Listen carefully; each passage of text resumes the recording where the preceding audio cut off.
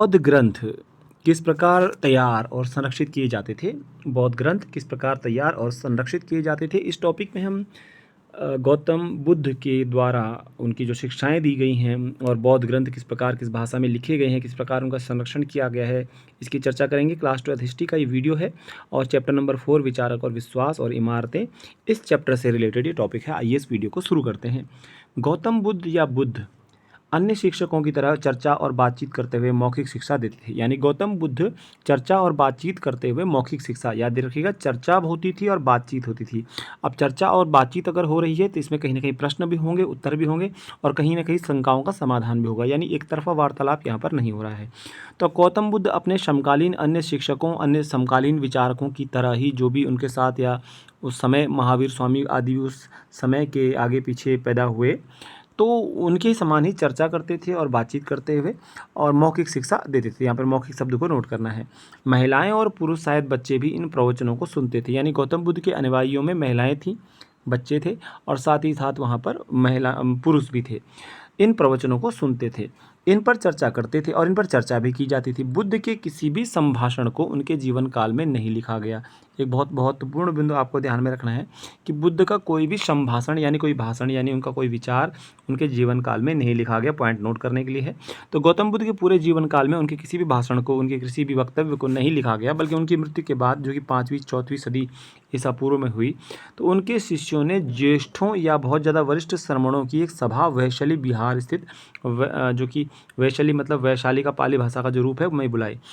तो फिर बौद्ध धर्म के अनुयायी जो एक तरह से जो उनके अनुयायी थे, उन लोगों ने जो वरिष्ठ श्रमण थे, वरिष्ठ जो एक प्रकार के बौद्ध धर्म के ज्येष्ठ थे, उनके शिष्य थे, उन्होंने एक सभा का आयोजन किया वैशाली, यानी वैशाली जो कि बिहार में है वहाँ पर, और वहाँ पर उस सम्मेलन को बुलाया गया। ठीक है। अब वहाँ पर उनकी ही शिक्षाओं का संकलन किया गया। तो गौतम बुद्ध की शिक्षाओं का प्रथम बार संकलन किस भाषा में और कहाँ किया गया? तो गौतम बुद्ध की शिक्षाओं का प्रथम बार संकलन बिहार के वैशाली नामक स्थान पर किया गया था और पाली भाषा में इसको किया गया। गौतम बुद्ध की शिक्षाओं के या गौतम बुद्ध के विचारों से संबंधित इस परंपरा को, इस संग्रह को क्या कहा गया? तो इस संग्रह को कहा गया त्रिपिटक। त्रिपिटक का अर्थ, पिटक मतलब टोकरी, त्रि मतलब तीन, यानी 3 टोकरियाँ। इस प्रकार से भिन्न भिन्न प्रकार के ग्रंथों को रखने के लिए एक शब्द का इस्तेमाल यहाँ पर किया गया है, त्रिपिटक, जिसका अर्थ होता है 3 टोकरियाँ। और शुरू में तो खैर गौतम बुद्ध के जो संदेश थे उन्हें मौखिक रूप से ही भेजा जाता था, बाद में लिखकर और धीरे धीरे उनके विषय और लंबाई के अनुसार फिर धीरे धीरे करके उनके विचारों को वर्गीकृत भी कर दिया गया। अब वर्गीकृत इस प्रकार किया गया, दोबारा ध्यान देना कि त्रिपिटक बौद्ध धर्म की संबंधित शिक्षाएँ, बौद्ध धर्म से जुड़ा हुआ दर्शन, बौद्ध धर्म से जुड़ा साहित्य त्रिपिटक साहित्य में है। ठीक है। तो 3 भागों में त्रिपिटक को बांटा गया है। माना गया कि त्रिपिटक जो बौद्ध धर्म से संबंधित संग्रह है उसके 3 भाग हैं। एक भाग है विनय पिटक, एक भाग है अभिधम्म पिटक और एक भाग को कहा जाता है यहाँ पर जिसको सुत्त पिटक। ठीक है।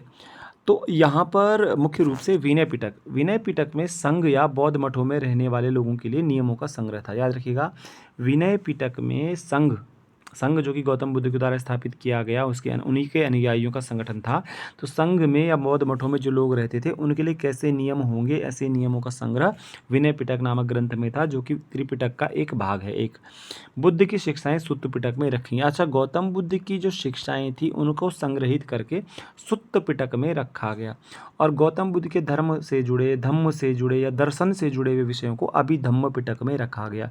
धम्म और धम्म में होता है दर्शन, तो अभिधम्म पिटक में रखा गया। हर पिटक के अंदर कई ग्रंथ होते थे, यानी हर पिटक के अंदर कई ग्रंथ होते थे। बाद के युगों में बौद्ध विद्वानों ने इन ग्रंथों पर टीकाएं लिखी। यानी हर पिटक, विनय पिटक के अंदर कई ग्रंथ, अभिधम्म पिटक के अंदर कई ग्रंथ, सुत्त पिटक के अंदर कई ग्रंथ हैं।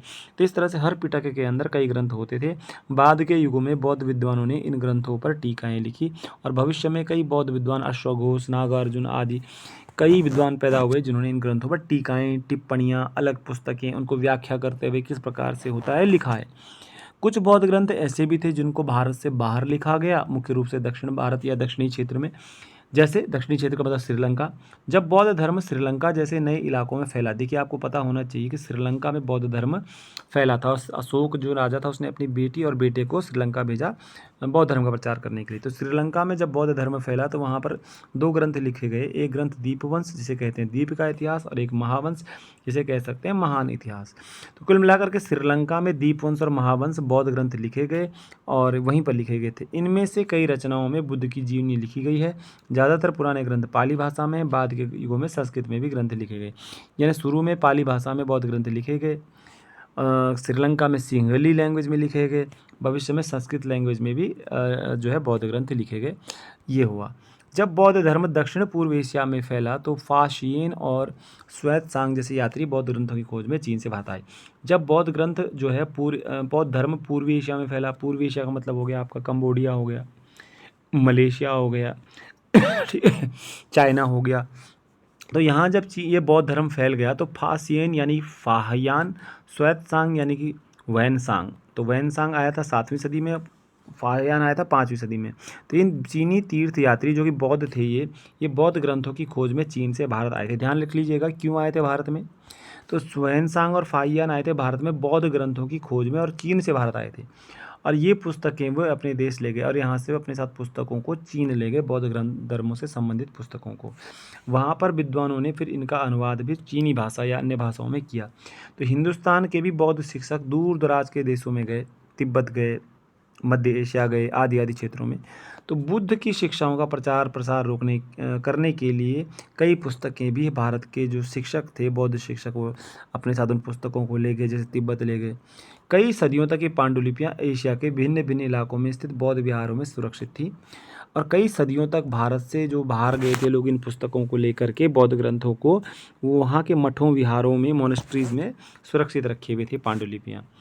आज की बात करें तो पाली भाषा, संस्कृत भाषा, चीनी भाषा, तिब्बती भाषाओं में लिखे इन ग्रंथों से आधुनिक अनुवाद तैयार किए गए हैं।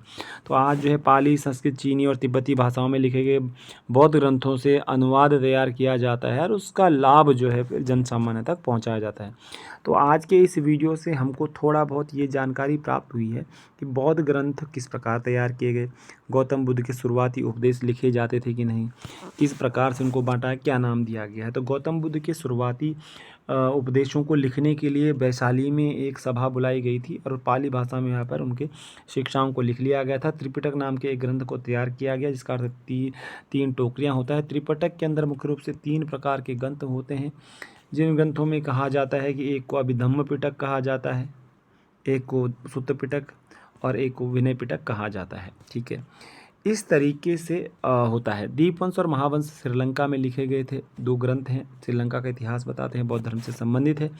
और इसी के साथ चीन से जो 2 बौद्ध यात्री भारत आए थे, उन बौद्ध यात्रियों में पहला नाम है फासियन यानी फाहियान और श्वेतसांग यानी वैनसांग। ये चीनी बौद्ध यात्री भारत में आए थे और बौद्ध ग्रंथों की खोज में भारत आए थे, यह बात ध्यान रख लीजिएगा। मेरे इस वीडियो को देखने के लिए आपको बहुत बहुत धन्यवाद। मेरा वीडियो कैसा लगता है ज़रूर बताइएगा। कोई भी कमेंट आपको करना हो, कोई शिकायत कंप्लेंट करनी हो तो आप ज़रूर करिएगा कमेंट में। मेरी वीडियो का भी देखने के लिए आपका धन्यवाद। Thank you very much.